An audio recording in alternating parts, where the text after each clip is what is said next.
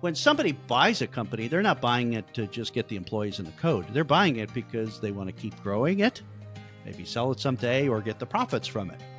If a company's going to buy you because your company's going to keep growing, why wouldn't you stay and keep growing it? If your customers love your product and they buy more and they don't leave, this flywheel can increase. 3 founders got to revenue, almost $1 million in revenue, just the 3 of them with this early product. You don't need to hire 20 people or 500 people to get started. That control is pretty fundamental to I would say the success, but also the reasonable life that you can have as a practical founder growing a business. It's all hard, but it doesn't have to be harder with bad stress than it needs to be.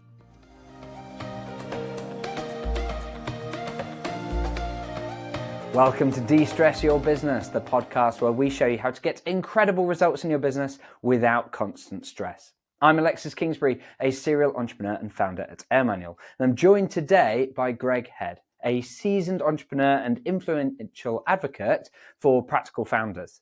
With a rich background spanning both VC-funded and practical startups, otherwise known as bootstrapped, Greg's insights carry the weight of 30 years in the software business.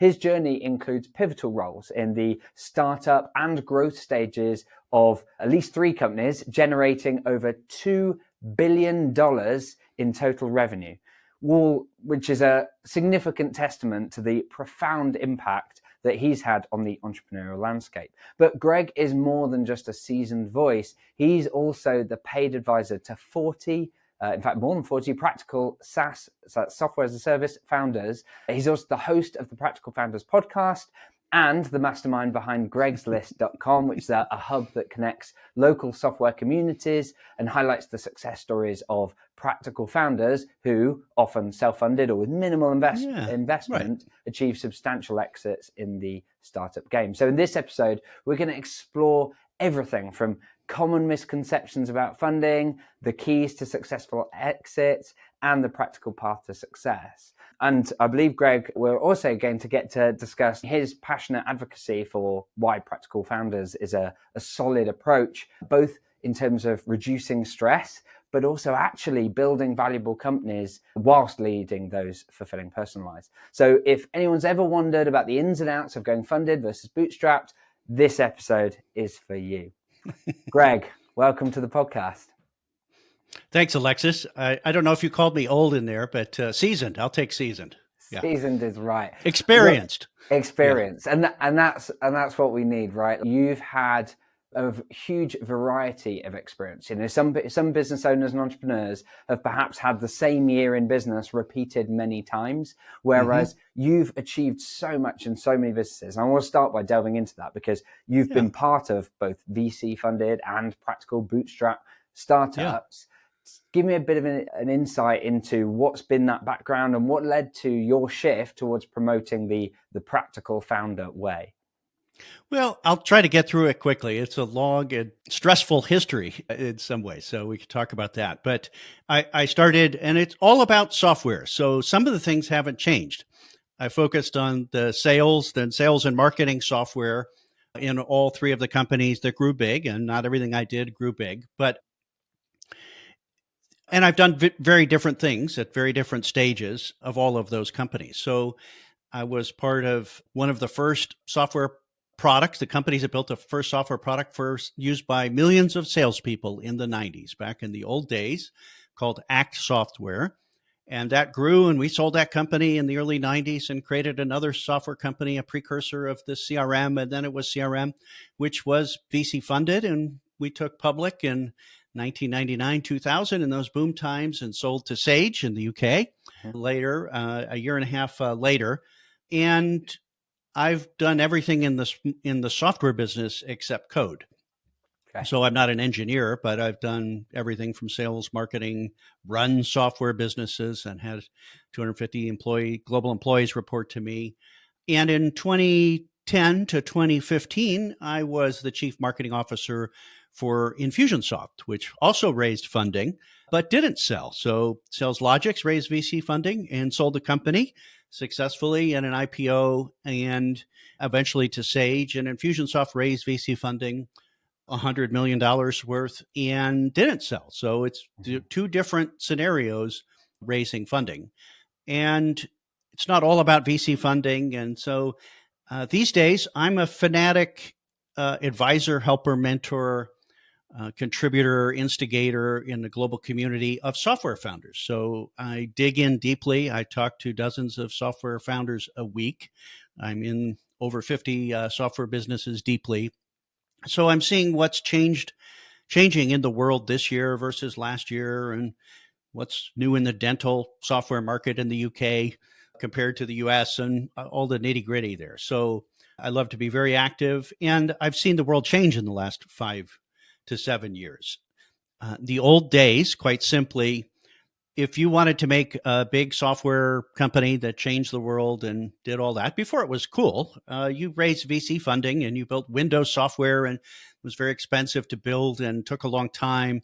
And then you raised more funding to go, to put your sales and marketing channels in place and more funding and so forth. And the times were different. There wasn't tens of thousands of software companies. There was a few. So if you had funding, you had an advantage, and it got you to market, and you kind of needed it to build software. You couldn't bootstrap it. It was so expensive to build software. But now it isn't expensive to build software, and it isn't expensive to go to market. And there's a very active acquisition market for $3, $5, $10 million recurring revenue software businesses that shows up with multiples of revenue in most cases, unlike most businesses that sell for multiples of profits. So the world has changed. And meanwhile, everybody kept saying, I have a software startup idea. You raise funding. Isn't that what you do? And then they get, in some sense, hooked on the drugs, where the times have changed. You don't actually need to do it.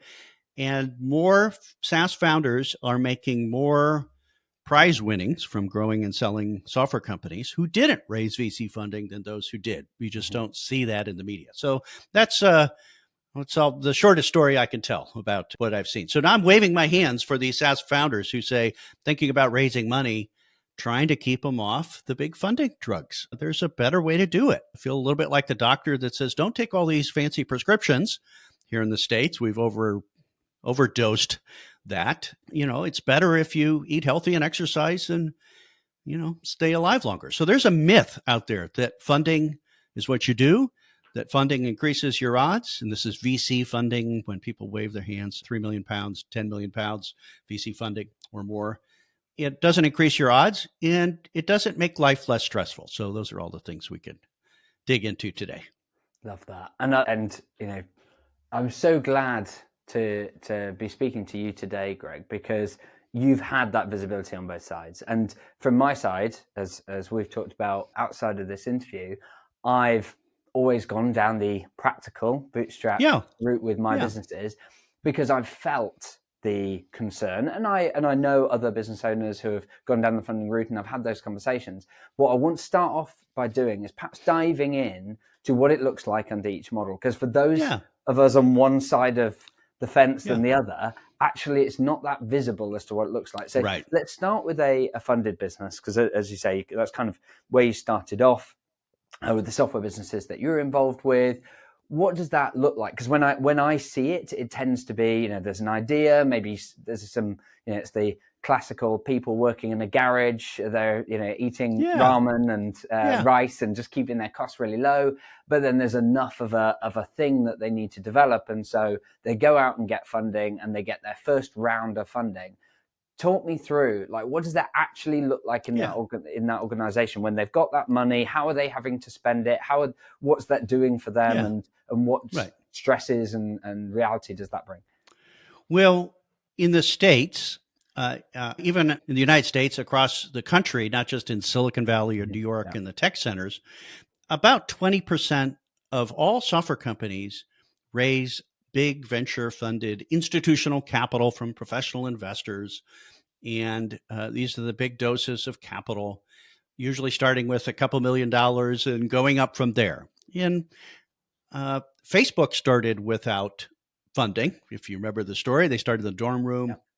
in a university and eventually took funding. But the funding they took in Silicon Valley was the traditional VC funding. And there's a place for that in the world. There's a lot of, if you're starting Tesla and you need to, or a satellite company or even a really big software company that's got very complicated and expensive, you just can't code it with a few engineers as you can with most software businesses. There's a place for VC funding, and sometimes it can work, but literally 50% of these cheered up VC funded, we won the prize, we got funded, 50% of them fail outright.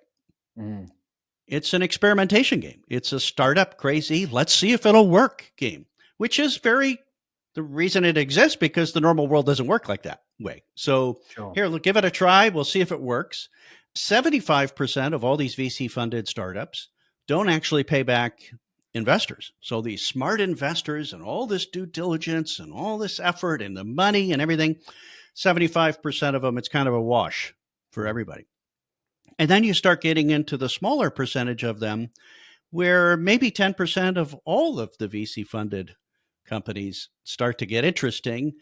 And the big wins are the 1% of the 1% that we read about in the tech media and the global newspapers that are the global news that make everybody say, I guess that's what you do. I want to win big, so it must be VC funding. The problem is we just don't hear about the alternative. So I've actually played that game. I've won that game. I've lost that game. I'm still an investor. I talk to VCs all the time.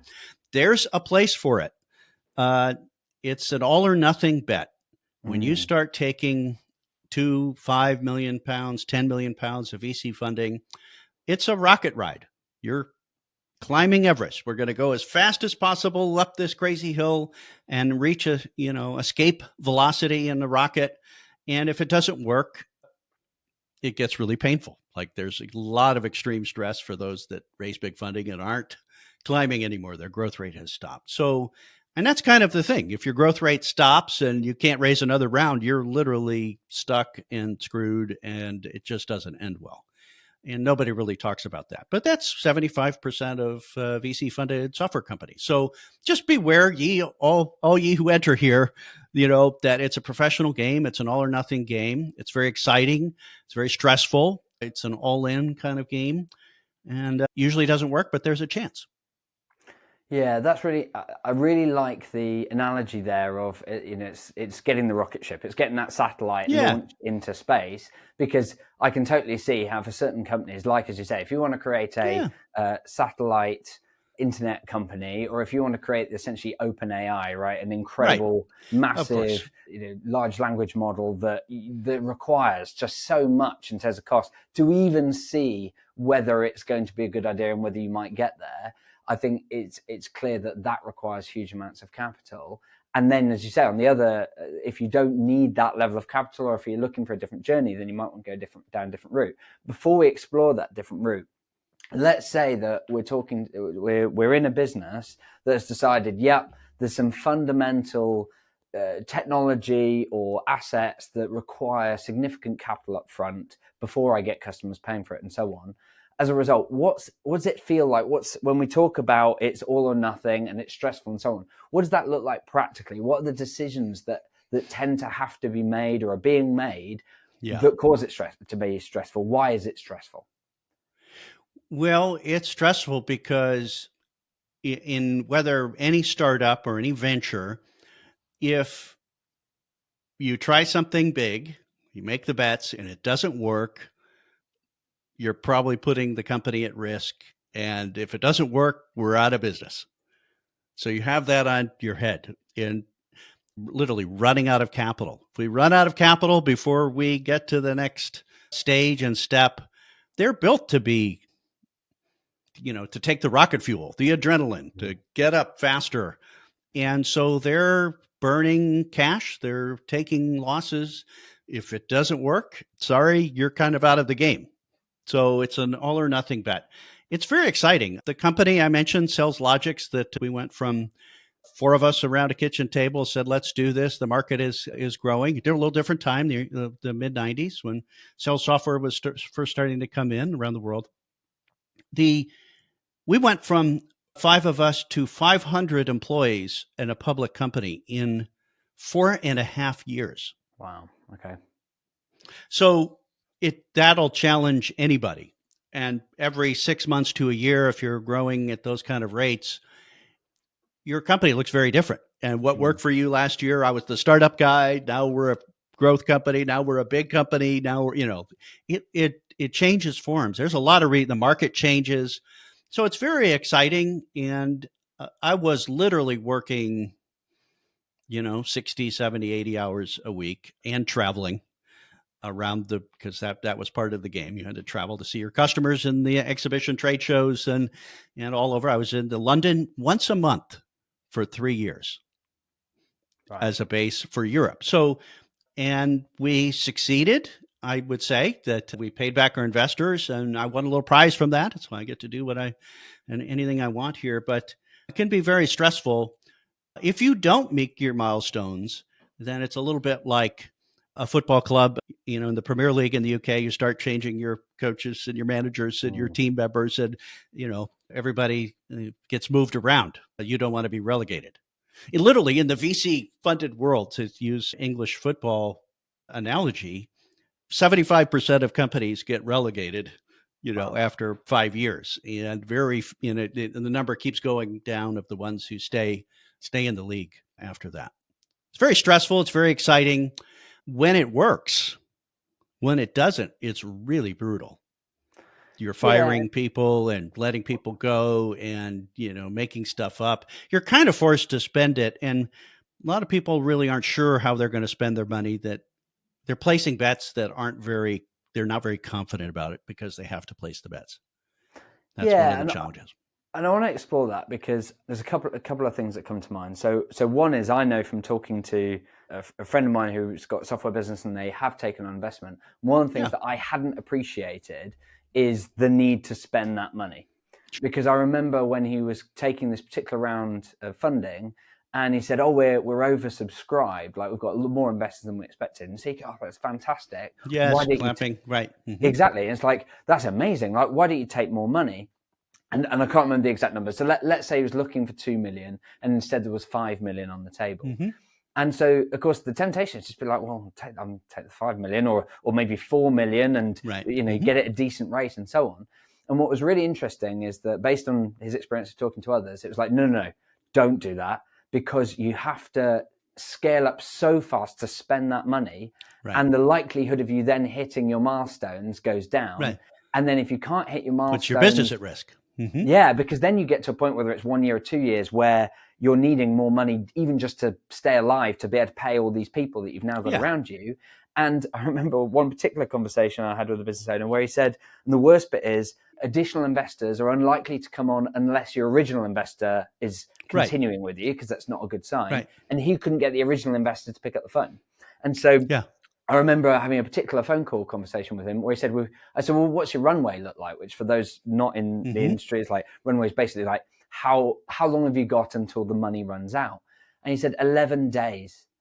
And I just remember that pain that I saw in him in that moment and it wasn't even just for him, it was for all the staff and so on. Like, he couldn't even give them notice period. Like, that ship had sailed. And so I saw that stress. And then the other thought I have is, because, as you said, like, stressful, particularly if it's not going well. And that was a situation, it wasn't even not going well. Like, it wasn't like he wasn't the investor wasn't speaking to him because he hadn't hit the milestones, just couldn't get him on the phone. And then on the other side, even when things are going well, I know there's a business that you joined when things had been going well. Like, the growth had been incredible. But as a result, like, you were brought in and the previous person fired, to basically, because that person could get them there, but the CEO didn't feel like it could get them to the next level and get to the, the kind of 100 million and so on. And that was what you were brought in to do. So, and that's even when things are going well, the CEO is having to make big decisions to, like, fire people that have done their job well. So talk me through, like, give me some examples of the sorts of decisions that you've seen in those businesses which have caused that stress. Because ultimately that's what it comes down to, right? It's decisions that you're having to make with your time, with the people around you, with whatever you're doing. What are some of the examples that we're having to make when you've taken funding? Well, when you've taken funding, you don't sell 20 to 30% of your business to raise this funding to have it sit in the bank. That would be the most expensive thing you could buy or sell. And you use it because you think you're going to use that money to invest as a loss, to overinvest, to get there faster, to win a prize. And keep doing that until you're the market leader who, like Uber or Facebook or, OpenAI is playing this game, that walks away with the big prize and creates the next billion-dollar company. And that's actually the math that works. That's when it works. So along the way, there's explosive growth when it works, which means people are challenged every single day. It's Mm. kind of not quite pandemonium, but it's very stressful, and it's very challenging for most people to keep up in their roles from year to year as the company is growing 100 or more percent a year. Can you give me a specific example so I can really get that feeling of what does Yeah. that look like? Yeah, it's in my practical founder peer groups. There are a lot of I work with a lot of practical founders who are growing software companies, somewhere between 2 and 5 million of annual recurring revenue. The revenue, you start to see if the managers, the Mm-hmm. leaders in your business can kind of play the new game of getting from 3 to 10 million. They got you to 3 million, but all of a sudden the sport changes, and it's a little bit like football to rugby, or it's not quite cricket or something like that, but the sport literally changes, and you literally have to stop playing the old sport and play this new sport of doing it with a large team or a larger team and building a factory. So the business evolves very quickly as it grows. A 100 million pound business is very different than a 1 million pound business. A 100% grower is very different than a 20% a year grower. So the roles change. That's the biggest change. And generally speaking, most people don't make it from the startup stage to 100 million in revenue. I've done that at least once in my, from one, 0 to 100 million once, 10 million to 100 million once. And most And people don't survive those transitions because it's a different game. So you're having to politely move people out and move new people in. And, can you talk me you know, through perhaps a decision or a couple of decisions that you had to take that you found particularly painful when going on those journeys? well, when somebody is amazing and they've put in years of their life to help you get to a certain point, and they're struggling to grow to the next level, they can see it. I could see it. Everybody can see it. They were great as the individual contributor, but now they got 10 employees, and you double that next year and they got 20 employees, and they haven't done the work to keep up. So when you have to move a leader like that out, a trusted leader who Mm. worked, before, who became a friend, you won a lot of battles together and went through a lot together, but to transition them out is always very difficult. And I kind of learned a polite and structured process for it in the long run, but it's never fun. I'm sorry this is your last day at the company. You've been a great contributor, but the company's different and we have different needs. So that's, the faster you grow, the more that's the main challenge, is finding leaders who can succeed at the current level you're playing. Which is a really hard thing for people to hear, right? Because to some extent, as the leader, you're then recruiting people who, Yeah. if they do a really, really great job, Yes. they're probably Someday. they're probably not going to stay in the organization Right. because it's like Right. the better a job they do, the faster they grow, Yeah. the faster Right. you get to a And point to where it's all like, of us who love this exciting startup game, we know which phase of life we mm, are best at, and we generally stick around there. Generally, people who work at 50 to 100 million revenue turnover companies don't really succeed in the messy getting to a million mm. startup phase, and vice versa. So it's just the nature of the game. And that's actually the nature of the game. So don't say we're going to build be worth $1 billion, be a unicorn someday, unless you're willing to do what it takes to survive, and you can't avoid these things. It's especially acute for founders who were good at the starting phase, but not good with the 500 employees growth phase. Yeah. So CEOs and founders go through this themselves. And with VCs, they have tough conversations about you need to step it up at this level. And VCs can help to some extent in that regard, but generally they're on the sidelines saying, well, I guess you lost the game. Well, what are you going to do about it? Yeah, and you kind of are alluding as well to that relationship between the VC and the leader. Obviously, when things are going well, I suspect that if anything, the leader might feel like I don't know why I've even got the VC there. They barely seem to pay any attention. They seem to be focused on all the investments that aren't doing so well. Mm-hmm. And whenever I say, have you got any suggestions, whatever, they go, no, keep going. I suspect the difficulty, as with most relationships, is when things start to go a bit sour. Are there any examples you've seen of where that relationship has then caused that business leader a lot of stress when, as a result of having it? Because that's one of the things that as an entrepreneur who's never had an investor, I've never had to worry about that. Like, all I've had to manage is the relationship between me and my co-founder, and then my team and customers and so on. I've never had that kind of investor. What does that look like? And have you got any examples of where that's caused pain? Well, I can think of a few examples without naming names where there was a lot of clapping when they raised big funding, $10, $20 million in early stages, which is quite a bit of money. There was money available, as your friend noted a few years ago, and they took it. And when the market changed and their business changed and they didn't hit their milestones, the investors have a lot of clause. We need you to get to here or we've got a problem. And they're on the board. The CEO effectively reports to a board. The CEO's on the board, but sometimes the investors have a lot of say. They give you 10, 20, 30, 50, $100 million. They have a lot of say in the business, and they get to swap you out. So it's very stressful for a founder sitting in I just raised this money. I can't figure out how to get to the next milestone, raise the next round. Nobody wants to do a down round. Everybody's coming after me. They're calling me every day. What are we going to do? What are we going to do? And there's an extreme amount of stress. So the challenge with the VC funded game is we hear about the success stories. They make the media, they make social media. That's what we think the success is.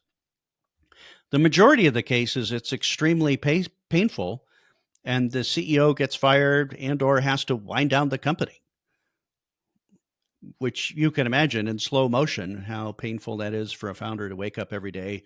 They had their big vision. They got people on board. They're having to make drastic decisions and in some sense do unhealthy things that, please the investors. That isn't great for the business. The investors have an all or nothing approach. Either it grows big or, we want to get out. We want to write it off. And so there's, if you're a slow grower, maybe good for the business, customers, and employees, but it's not good for the investors. So you're kind of stuck. That stuckness is in Silicon Valley. We think it's all sweetness and light and happiness, but it is quite brutal right now with layoffs and founders underwater, and they can't get out on their investments. And the funded startup wind downs are happening quickly. So this year they got overfunded 2 years ago and they didn't make it. And now they're starting to shut down. It's really brutal.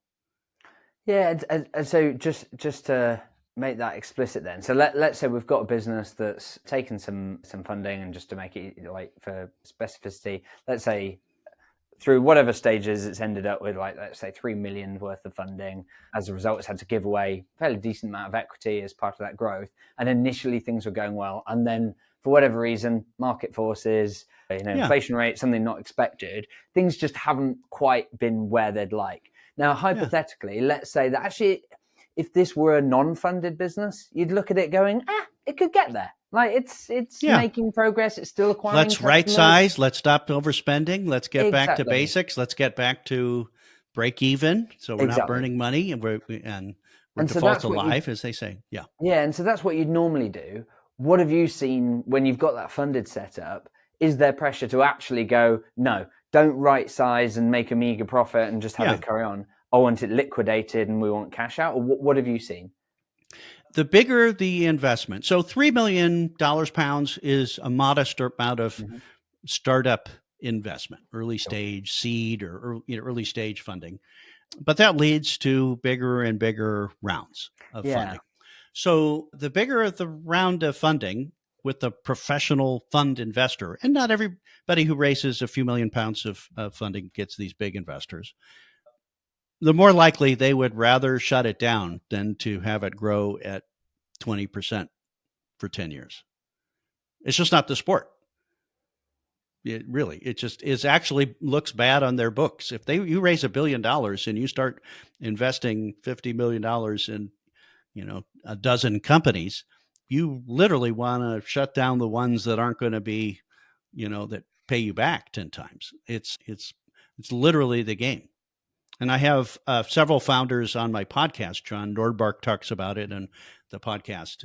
He had a successful, growing, profitable company, and his venture investor from Silicon Valley, one of the big guys who, with a big name, said, "We'd rather you shut down than keep going at this rate," just because it just doesn't work for the math of the VCs. So VCs aren't evil. It's just the game they're playing. It's explicit. It's known.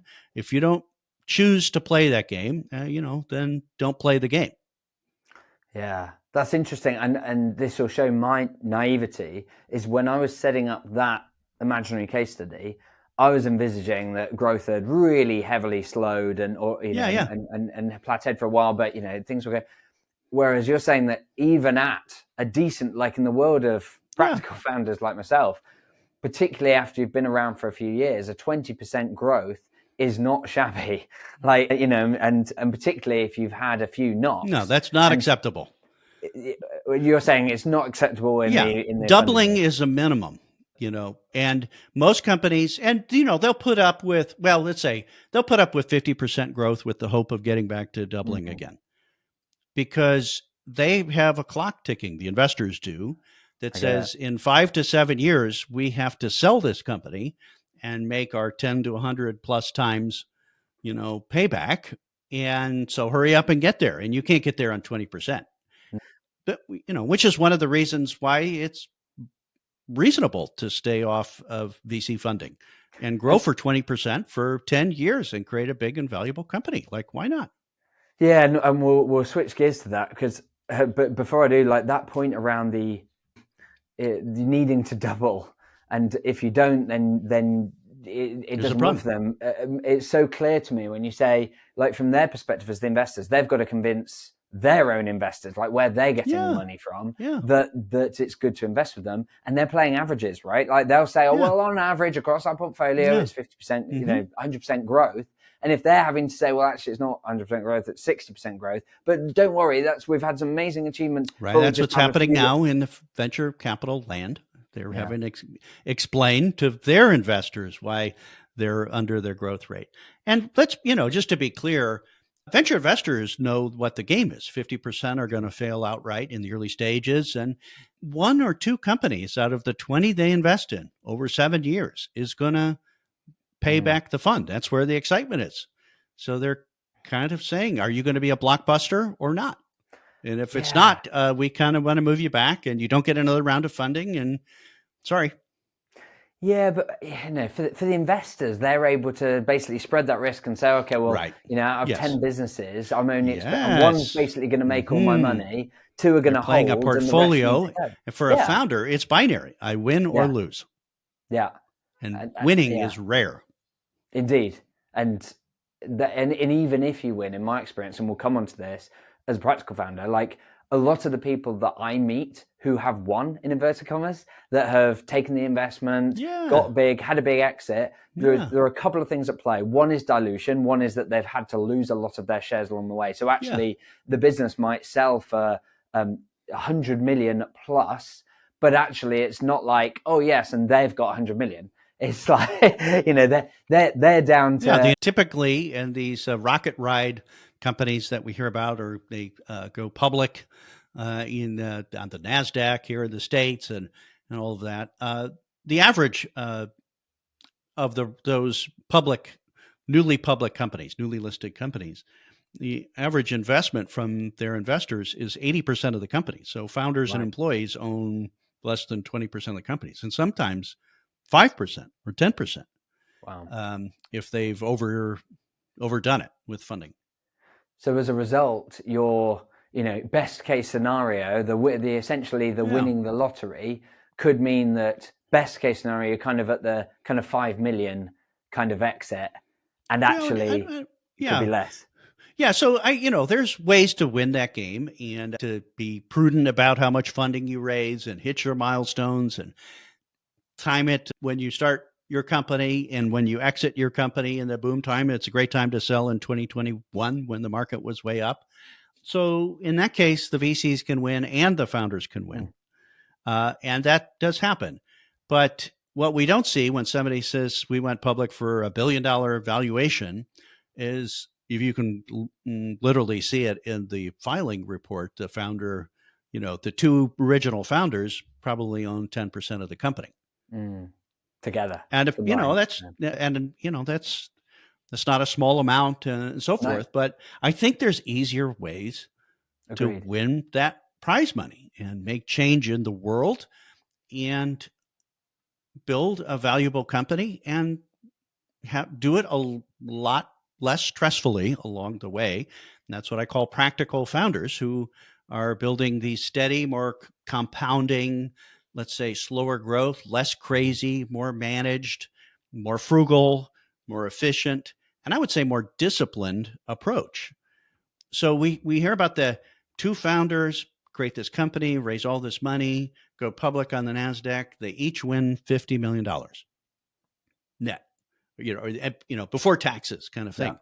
Well, another way to do that is to grow a company, with a co-founder and get it to in revenues, get it to profitability where it's paying the bills, and then get to $1 million in revenue and grow it and get to, $5 or $10 million in revenue and sell it for $50 million, Yeah. and founders can walk away with the prize there. So it's different ways to do it. Sometimes the dilution, the VCs say there's always a bigger pie. Well, Yep. how's this going to work if you own 80% and I own 20% in the end? Well, if the VC funding creates the acceleration, and it's a bigger pie and it's a multi-billion dollar exit, Mm-hmm. then you're going to win more. But that's also pretty rare these days. Yeah. And unfortunately, I've seen plenty of examples where the entrepreneur takes the investment with an expectation that the investor is going to do a lot to make the pie bigger. And then they feel like the investor takes quite a big step back. Yeah. Basically go, right, it's on you now. I'm going to be holding you accountable to your metrics. And that's painful. Well, that's the price of raising money. If you're savvy, it's mostly about the money, and you try to put in the controls and checks there. But if you come with big money, you get a lot of extra conditions, and stipulations, board seats, and Yeah, and I get that there's people are going eyes open into those agreements, and that they should know what the case is. However, as my experience is that until you get quite a long way down the line of seeking investment, only then might you then start to have these expectations set. Right. So as a result, I think it's useful that we're sharing this for people who are considering the options to switch onto the other options. I mean, your podcast, the Practical Founders podcast, focuses on the success stories of founders who, like myself, who are building software companies without big funding. Can you share perhaps a specific standout success story that really resonates for you to kind of show this alternative way that you would recommend and promote? Well, at practicalfounders.com, I'm just going to go to, one of my last podcasts. I'm sharing the success stories and having these in-depth conversations of, you grew a valuable software company. Oftentimes they've sold it. Let's talk about what you did. How did you do that? What happened along the way? And, how did you sell it or exit? The average practical founder I've interviewed on the podcast, 75 founders so far, has created a founder equity value of $50 million on average. Yeah. Which means, and sometimes they've sold it and sometimes they haven't sold it, and it's still growing. So I'll just look at the last one that I posted on last interview with the founder. I posted on Friday with Harry Hopkins here in Dallas. He was the tech co-founder, and he had two other co-founders who knew something about the medical billing world here in the States. Of course, we have private healthcare, and it's pretty screwed up, and there's a lot of billing nightmares and complexities and opacity and so forth. So they built a product. With the three of them built a product. He built the first product. The other two sold and supported it. Three founders got to revenue, almost $1 million in revenue, just the three of them with this early product. So that's a frugal way to do it. You don't need to hire 20 people or 500 people to get started. The co-founder wrote the product. The other, CEO co-founders sold the product, and they got revenues going. They started hiring people. They kept improving their software that would look at a physician's office billing and see where they're missing billings. And one of their first customers paid them $500 a month, and the first month found $1 million billing problem. And they kept going from there. It was a rocket ride growth story. They went from 3 employees to almost 1,000 employees in 6 years without outside funding, a little debt, but no equity investors, and eventually sold the company just last month. And so the founders and the employees all won a prize there. And now the company they created found a home at a bigger medical billing solutions services company in the States. That's a good home for the business, and it can continue on its mission to change the way physicians' offices and eventually hospitals optimize and improve their billing procedures, so there's not as much falling through the cracks. And so that was a 6-year ride without VC funding. So it's a myth that you can't get it going unless you got funding. It's a myth that you can't get it selling without funding. And it's a myth that you can't grow fast without big funding. There's plenty of these. So that's one example, was nearly a $70 million exit for these founders. And a lot of it was included services. So they had a interesting hybrid product and service solution for these medical offices. Interesting, because often the services part of software businesses is not liked by the investors, right? Yeah. Software investors don't like services because you have to add people. The more services you do, the more people you have to add. That adds complexity and weight. It's not as scalable. And it's also almost always lower margin. The next version of the software you sell almost doesn't cost anything, another bits and bytes in the cloud. And so it's very high margin compared to selling hamburgers or something else, medical devices or something like that. So they tend to shy away from having too much services in a business. But in this case, what the physicians' offices wanted here in the States was, I have the technology. Can you just take care of this for me? And, can you just do it?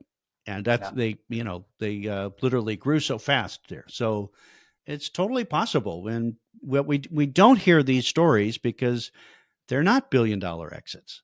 Yeah. They didn't take VC funding, so nobody was tracking them. But they're winning. The founders are winning bigger prizes, walking away with a bigger prize when they sell the company than most VC-funded founders, because you don't get there on average. And if you get there, you have sold most of your company away. So you get a minority share in the end. So there's all kinds of ways to do it in practical founder land. Bootstrap software, no outside funding, or even a little bit of funding, angel investment or small funding could be useful and doesn't really put you on the risky game of go big or go home. Yeah, and I think that's powerful to reflect on the fact that, as you say, just because you don't go the investment route doesn't mean that you don't create a sizable, high-impact business that is worth many tens of millions.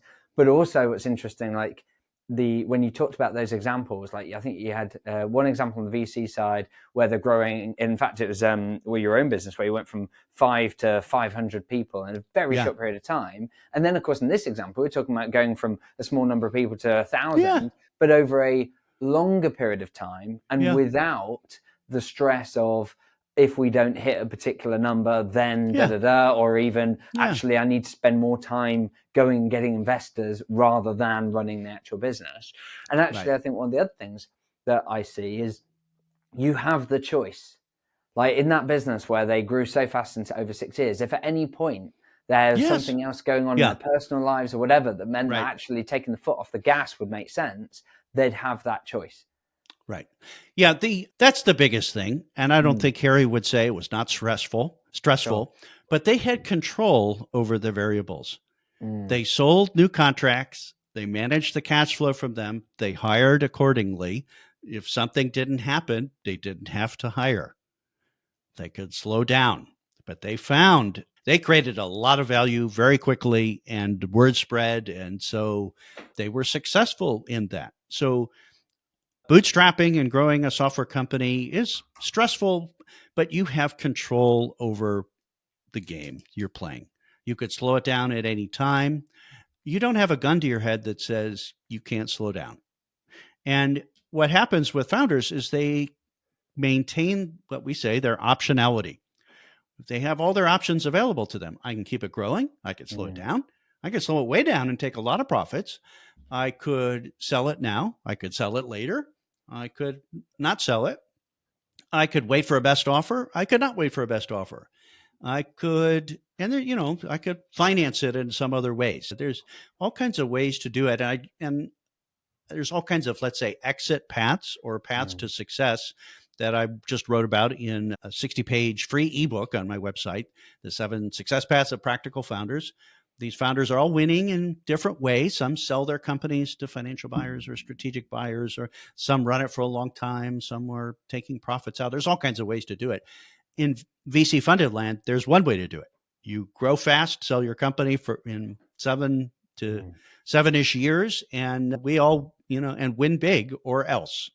So it's kind of an all or nothing. And that control of your destiny, that optionality to sell it now or not sell it now, and do it the way you want. I want to have this culture. I want to have this business model. I want to sell services.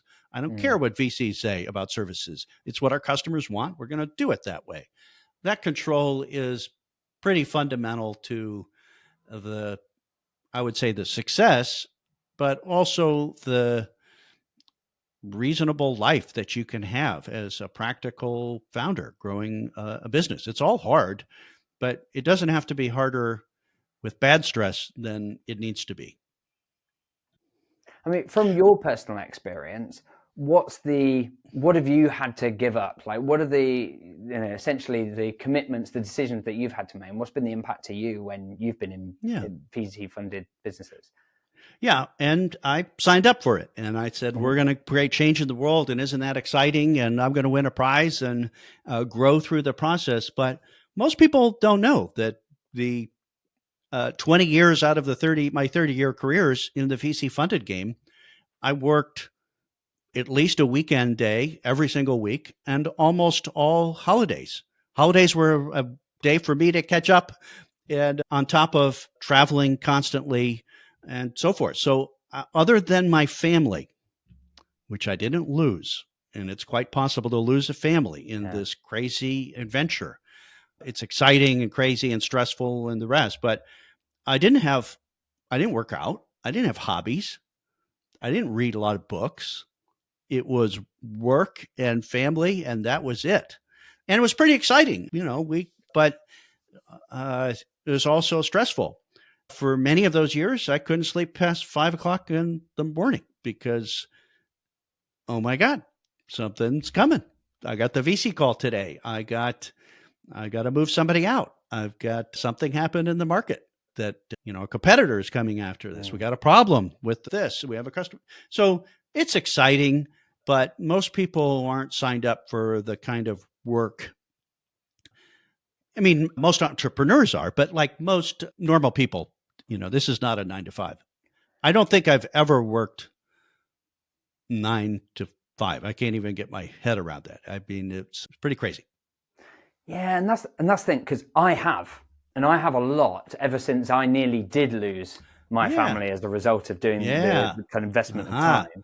And also, I know lots of other business owners who maybe haven't lost their family yet, but have had Oh, irreparable yes. damage to their health. Yeah. Do you feel like, oh yeah, you just got lucky, or like, did health suffer, or did you manage to just walk that fine line? Like, what was that like for your health over that 20-year period? Well, deep stress, moving fast. I had a back problem that literally had me leaning sideways, face like this for years. If I sat too long and the rest, like 15 years, finally gotten over it with exercise and, other things like that. So it was really quite brutal. And I was kind of signing up for the game. I guess this is how you win a prize. It's what the big boys do. But I don't think I would choose it the same way if I had an alternative like the practical founder of modern sport that's available to me. And that's actually one of the reasons I think I'm interested in it, is there's just a better way for founders to have a life and a successful business too. And I know you're after that as well. And there's all kinds of ways to do that. It's not one way to do that. But I think that's a magical thing. If you're smart about it, you can have a life and a great business too. And if you could go back 30 years, what advice would you give yourself?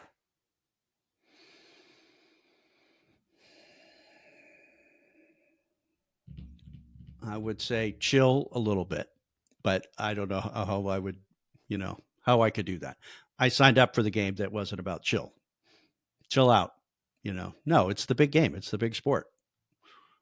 I've run teams of 100 to 250 employees, been responsible for them inside public companies for 6 years out of that, right? And responsible all the way up to the public markets, criticizing what I do, and all the way down and everything, just the turns. So just be aware that it's a game. I think I managed it.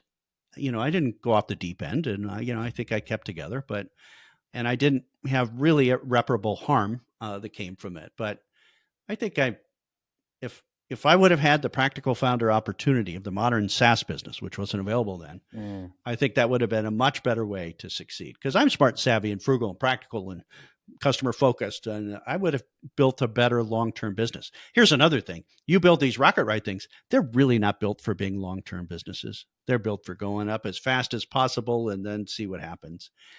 80% of the software companies that went public when the stock market was up 2 years ago in 2021 are well below their offering price. They're just built to, shoot the moon and see what happens once the funding dries up. So I'm a founder first, long-term thinker. And I think I don't know that I would have bootstrapped in the same way, because years ago it was just a much different game. But these days I would have.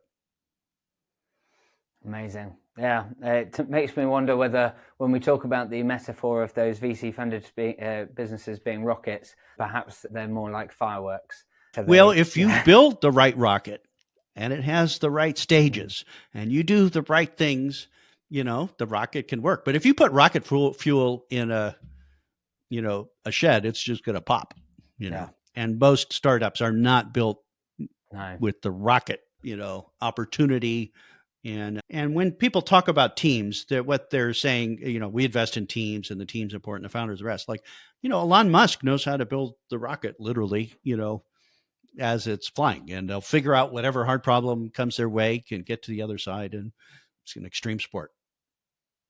Yeah. No, that's great. Well, thanks very much, Greg. Really, really appreciate it. Cool. There we go. I'll stop there. That was awesome. Thank you, Greg. I want to love that. And who has been perhaps one of, or the most happy, de-stressed, practical founders that you've come across? And what does their life look like in terms of their balance of work and life, and achieving professional success, but personal fulfillment as well? Because I want to share a role model for people, because I think there are so many out there in the media that are taking a completely different route, and they're the ones that get the press. So can you paint an example of perhaps a founder that you've come across where you're like that person, that girl, that guy, they're doing it right? What does it look like? Yeah. Well, there's that's with the 7 success paths. There's multiple ways to do it right. And so the first thing is what works for you as a founder? What do you want to create in the world? What change you want to make? How fast do you want to go? What do you want to do in the end? It can all be different. And that's actually where the conversation starts. And with the founder, like I'm literally not selling funding. I mean, it's when you take advice from VCs about what you should do, it's kind of like taking nutritional advice from McDonald's. I think you should get a Big Mac and supersize it every time. I think you should come back tomorrow is what they'll say. They're not selling, eat more vegetables and drink mostly water. Like that would be helpful for people. But one example, I would say the happiest founders I know are running steady, profitable, growing businesses in the 20 to 30% growth range, which is challenging but not crazy. Yeah. And it's not easy. But it's not crazy. And they're not trying to sell the company anytime soon. They're trying to grow and build and make our culture better and make our team better and make our customers happier and improve the product and do the right things, like a long run approach. So Todd Watson, who I think is the first founder I interviewed on the podcast, I've known him for years and years. And he introduced me to the idea of why would you sell a company if this is so much fun? So some entrepreneurs like the game, they like their team, they like their customers, they like making change, they like every quarter we have a new challenge to face, but it isn't crazy. It's a reasonable pace. The modern software business doesn't take all this expense to get going, but if you do it right, can be a compounding machine. Happy customers tell other customers, and it's easier to attract new customers and partners.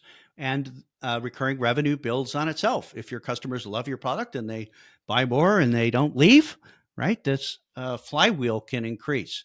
And Todd's got a very happy business.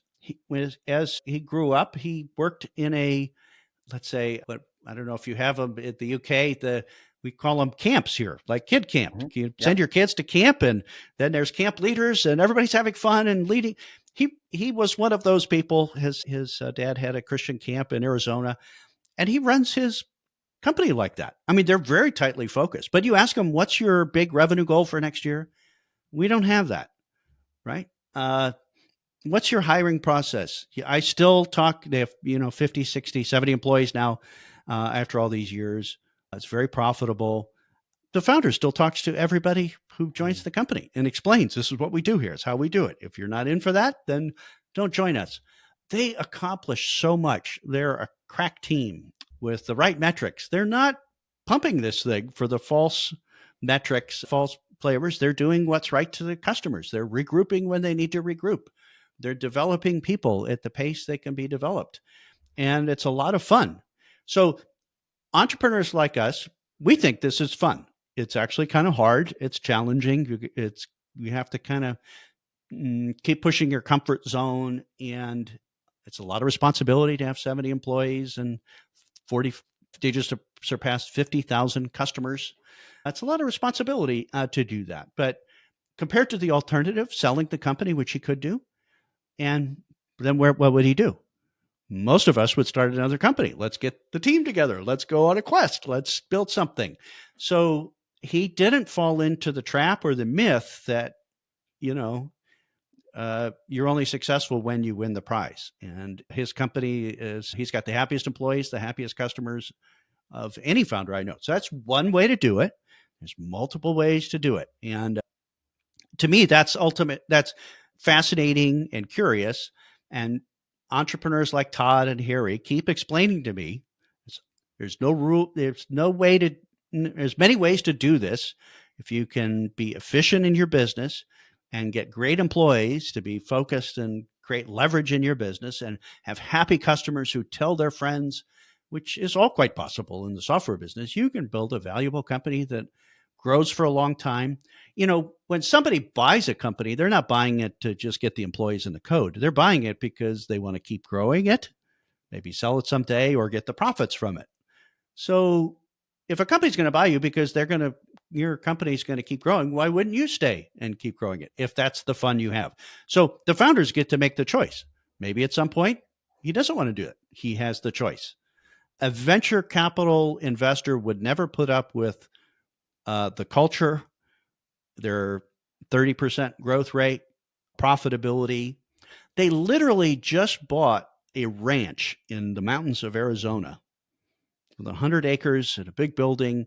And almost every week, partners, customers, teams, employees go up to the ranch and have offsites, and they, have fun with all the toys up there, and they work on the business. And, that's not possible. I guess Salesforce had a big ranch, but they had to sell it. The stock market told them, please sell that. So you get to do more things that you want when you get this flywheel going. And it was hard to get the flywheel going, a bunch of very tough years in the beginning. But once it was going, he protected that and nurtured that, and the business grew and grew. Imagine 30% growth for 10 years, then 20 years, then 30 years. Like, that's a massive company. Yeah. And $100 million revenue business, you can imagine if it kept on going. In the modern world, that would sell for about 10 times, maybe 7 times, but a successful one that big would sell for about 10 times revenues. In the States, that's $1 billion exit. There are literally fewer than 100 founders who've made over $1 billion in their VC-funded companies. Wow. So Fantastic. It's really interesting. And so I'm just endlessly curious about all the different ways you can do it, what's important to these founders, and how they're doing it their way and building a dream. It's very exciting to me that this world has changed and this opportunity exists. It's the greatest small business opportunity that I think has ever existed. You don't have to buy a restaurant and work 16 hours a day and then sell it for a pittance, after it struggles. You can do hard work and really hard things, but the prizes are substantial and it's pretty fun. You could do it from anywhere, literally. It's kind of if you're addicted to making customers happy and figuring out hard puzzles. Love that. Fantastic. Well, thank you so much, Greg. It's been just amazing to be able to dive deep into this with you. I really appreciate your time. Greg, for people who want to learn more from you, obviously we'll link to your website so people can check out the resources that you've already mentioned. But how else should people learn more from you and reach out? Yeah. The website is practicalfounders.com, and you can find the podcast there and my free resources. But I'm also one of the most popular contributors on LinkedIn with my posts. So I just made a post yesterday, Sunday, because I'm that kind of entrepreneur. I keep working and contributing. But my posts on Sundays get 500 to 1,000 likes and an incredible conversation. So there's a lot going on there. Follow me on LinkedIn and reach out to me if I can answer a question for you. Fantastic. Love it. Thank you, Greg. And I'll make sure that we link to your LinkedIn profile because, you share a lot of thought-provoking and really insightful content there, which I really, really appreciate. Well, thank you very much, Greg. It's been great talking to you. Thanks. Thank you so much for your time.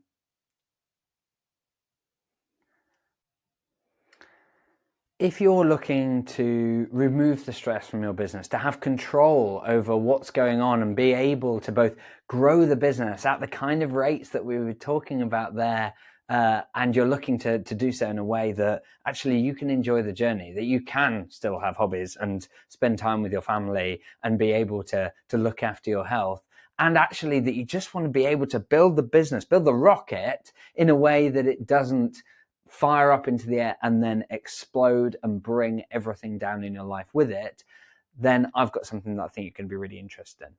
Because with my co-founder, with Paddy, with hundreds now of other businesses that we've worked with, we've been looking at what is it that it takes for a business to be well systemized, documented, organized, structured in such a way that it means that even the most complex parts of your business can run like clockwork, that they can work effectively and efficiently without you having to manage them day to day. And we turn that into an approach that makes it super easy to do that so that you can get any task handed over really quickly so that you can get new team members up to speed and adding value really quickly so that you can grow your team and not do so and not have to have loads of funding or whatever to do so, and that ultimately you can create a business that is able to run itself and that you're able to take holiday and rest and do all those things so that you can be a better business owner as well.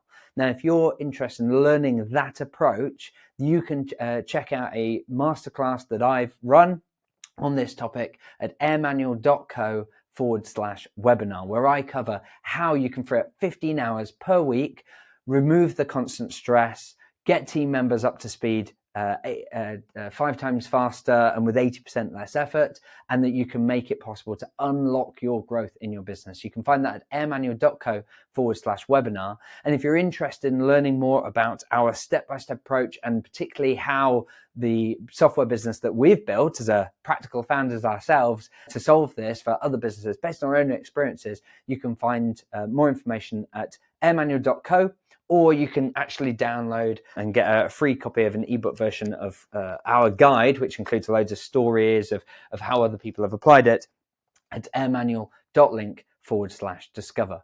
But otherwise, whatever approach you take, whether you go funded, whether you go practical, whatever you do, I think Greg's advice around getting clear about what do you really want is the most important thing. What do you want from your business so that it's aligned with what you want from your life? And when you do that, you get a business that you can really enjoy and gives you the good kinds of stress, where it's fun, but not the bad types of stress where you feel completely out of control, like things are being decided for you, that you can't live the life that you want. And so I hope that you found today's episode really valuable. If so, please share it on social media. Please tag me and Greg in. We'd really, really appreciate it. But otherwise, until next time, have fun.